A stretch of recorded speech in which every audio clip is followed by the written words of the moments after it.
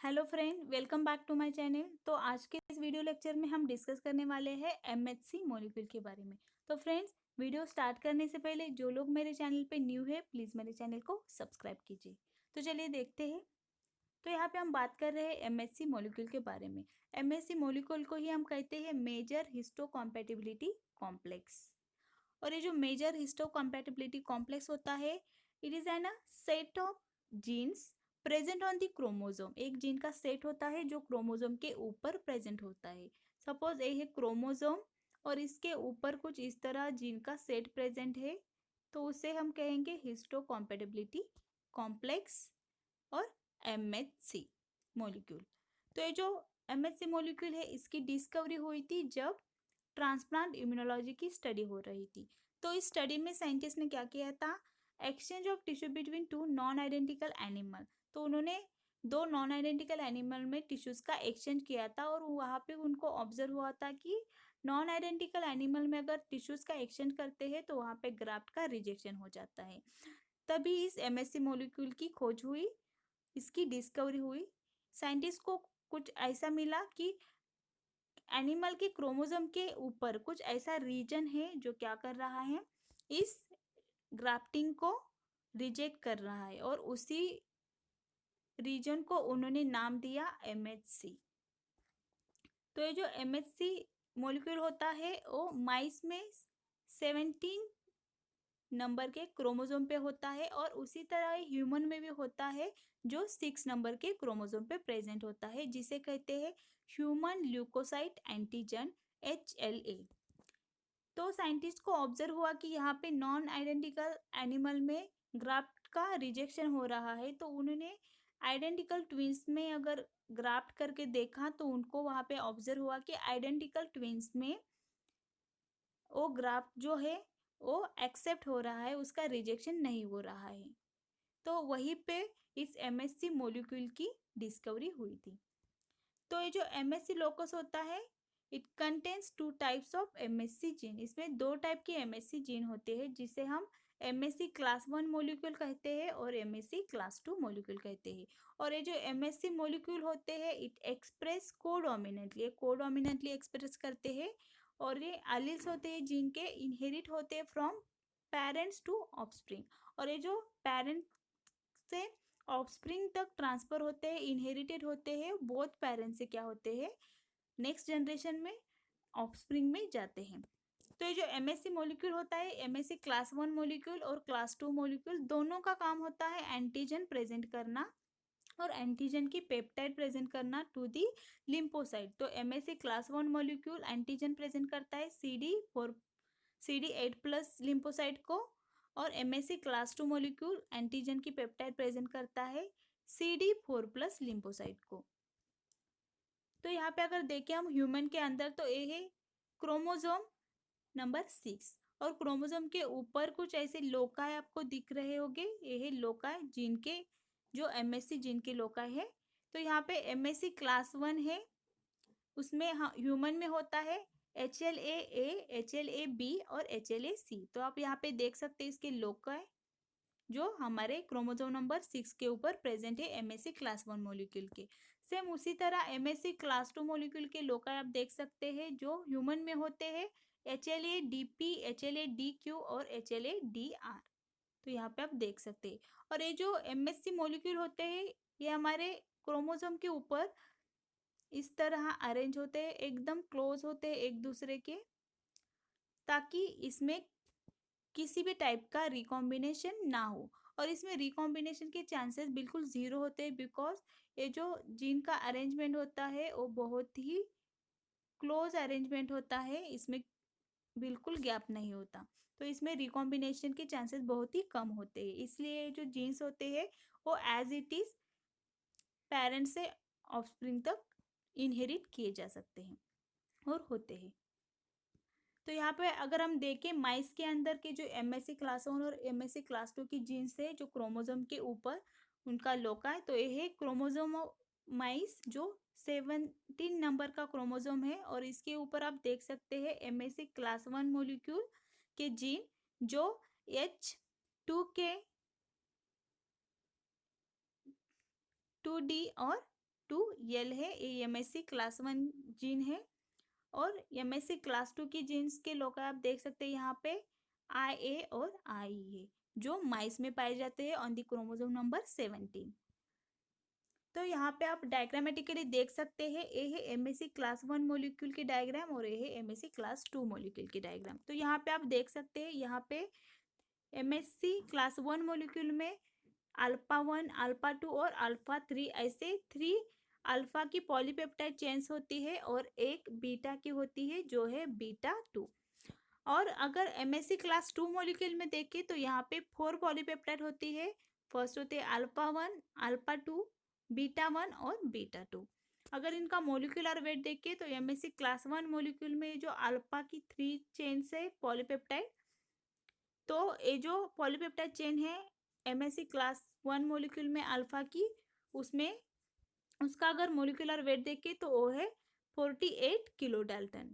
और यहाँ पे आप देख सकते हैं, ये जो अल्फा 1 है और अल्फा 2 है, इसके बीच में यहाँ पे है एंटीजन। तो ये जो MSC क्लास 1 मॉलिक्यूल होता है, इसकी अल्फा 1 और अल्फा 2 पॉलीपेप्टाइड क्या करती है, एंटीजन को प्रेजेंट करती है। और ये जो अल्फा 3 होती है, वो क्या करती है, मेम्ब्रेन में मर्ज होती है, जिसे हम ट्रांस मेम्ब्रेन पेप्टाइड कहते हैं। तो इसका काम होता है मेम्ब्रेन में मर्ज होते हैं, ट्रांस मेम्ब्रेन होती है अल्फा 3। तो उसके बाजू में आप देख सकते हैं यहाँ पे है बीटा 2। तो ये जो बीटा 2 पॉलीपेप्टाइड है MSC क्लास 1 मॉलिक्यूल की, इसका मोलिकुलर वेट होता है 12 किलो डाल्टन। और ये पेरीफेरल होती है, ये मेम्ब्रेन बाउंड नहीं होती। आप देख सकते हैं यहाँ पे ये पेरी पेरी पे है, सेल के ऊपर प्रेजेंट होती है, ये ट्रांसमेम्ब्रेन नहीं होती। और यहाँ पे MSC क्लास 1 मॉलिक्यूल में बीटा 1 पॉलीपेप्टाइड एब्सेंट होती है। और ये जो इंटरेक्शन होता है अल्फा 1 और बीटा 1 का, ये नॉन कोवैलेंट इंटरेक्शन होता है फॉर दी सपोर्ट। ये जो बीटा 2 है वो सिर्फ सपोर्ट करती है अल्फा 1 को और अल्फा 3 को नॉन कोवैलेंट इंटरेक्शन से। तो यहाँ पे अगर देखें हम MSC क्लास 2 मॉलिक्यूल, तो यहाँ पे 4 पॉलीपेप्टाइड होती है, जो अल्फा 1 है, अल्फा 2 है और इनका मोलिकुलर वेट है 35 किलो डाल्टन। और ये जो बीटा 1 और बीटा 2 है पॉलीपेप्टाइड, ये इसका मोलिकुलर वेट होता है 28 किलो डाल्टन। तो आप देख सकते हैं यहाँ पे जो बोथ पॉलीपेप्टाइड है एक ट्रांस मेम्ब्रेन है।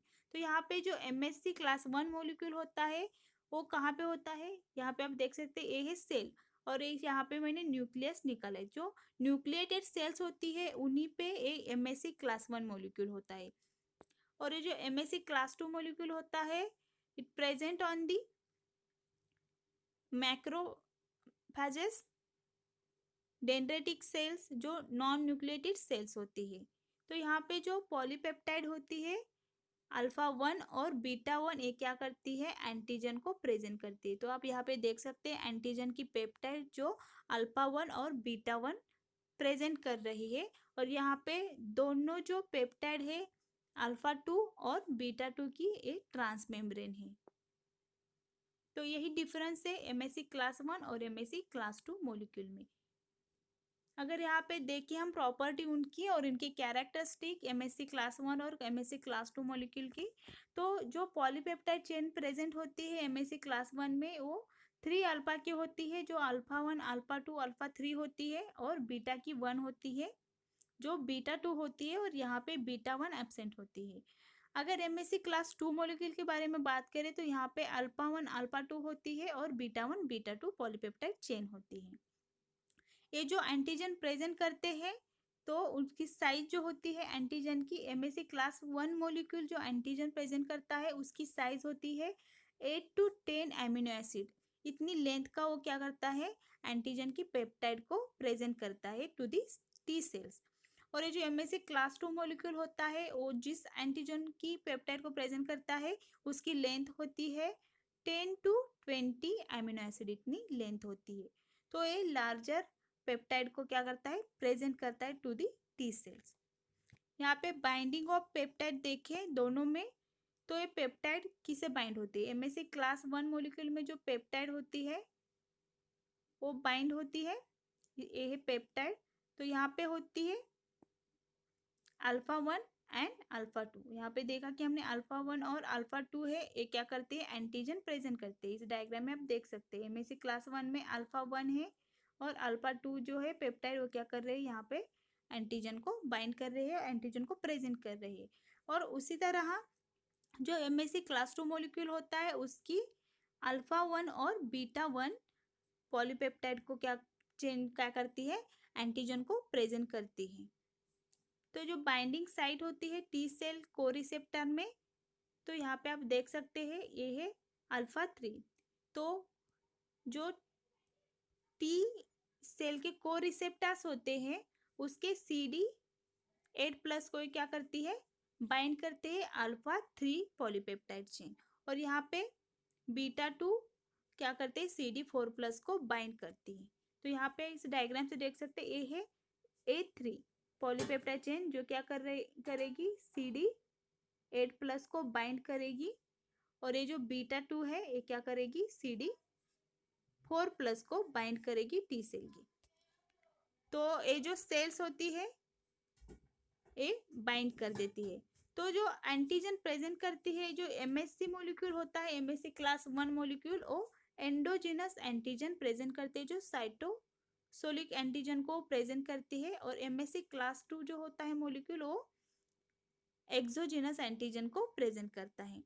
तो एंटीजन प्रेजेंट होती है इम्यून सेल्स, कौन से सेल को एंटीजन प्रेजेंट करती है, नेक्स्ट प्रॉपर्टी है इसकी। तो एमएससी क्लास 1 मॉलिक्यूल जो होता है वो ऑल न्यूक्लिएटेड सेल को एंटीजन प्रेजेंट करता है। और ये जो एमएससी क्लास 2 मॉलिक्यूल होता है वो बी सेल, मैक्रोफेजेस और डेंड्रिटिक सेल को क्या करता है, एंटीजन प्रेजेंट करता है। तो फ्रेंड्स ये था एमएससी मॉलिक्यूल मेजर हिस्टोकॉम्पैटिबिलिटी कॉम्प्लेक्स, जो हमारे इम्यून सिस्टम में एंटीजन प्रेजेंटेशन का काम करता है। उसमें हमने देखा एमएससी क्लास 1 और क्लास 2 मॉलिक्यूल। अगर ये वीडियो आपको पसंद आई हो तो मेरे चैनल को लाइक कीजिए, शेयर कीजिए और सब्सक्राइब कीजिए।